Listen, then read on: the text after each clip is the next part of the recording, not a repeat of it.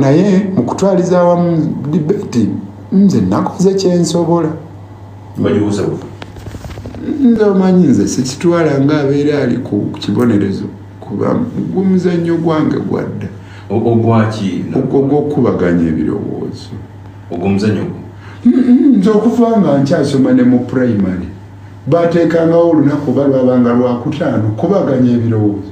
Kati wali wabadde nga ali mu debate ate wadde nga ali mu kunyumyamu. Water is better than fire, mother is better than father. Ebyo bye twabeerangamu ne tujja kuleveza waggulu. Nzijukira olumu nakwewaanirako ne mugamba nze yakiikirira Makerere University mu kubaganya ebirowoozo mu mwaka gwa 2008.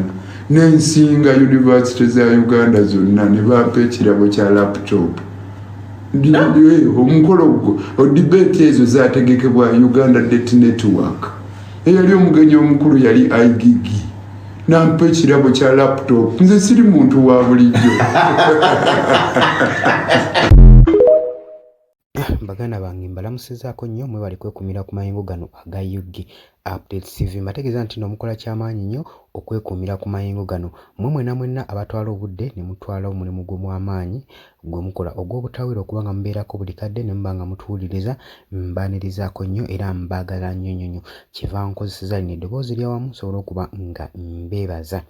Baganda baffe abali e Qatar, Dubai, Oman, UK, abali mu US, abali e Canada, abali South Africa, abali e Kenya ku mulirwano, mwenna mbaanirizaako nnyo mwebale kwekuumira ku mayengo gano. Nkimanyi temuvaako mubeerako nnyo nga mutuninze UG Updates TV. Nagamba nti gwe agala otwegattako kirira wansi waliwo ekigambo subscribe kikooneko ojja kuba nga osobola bulungi nnyo otweyungako. Nkubiriza nti nno gwe oba omaze okusubscribinga kirira wansi waliwo akadde kakooneko kajja kuyambako okuleetera alerting message okubanga kakulaga oba waliwo obubaka bonna obuzzeewo bwe tutaddeko ojja kuba nga olatingibwa ng'okitegeera bulungi nnyo nti waliwo information ezze gwe mukwano gwange ali eyo ampuliriza.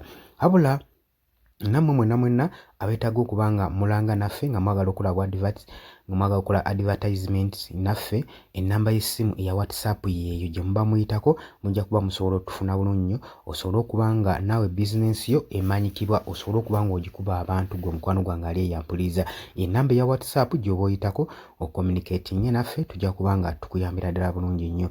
Mbategeeza nti nno mbaagala nnyo mwebale kwekuumira ku UG Updates TV. Mbaagala nnyo mweraba.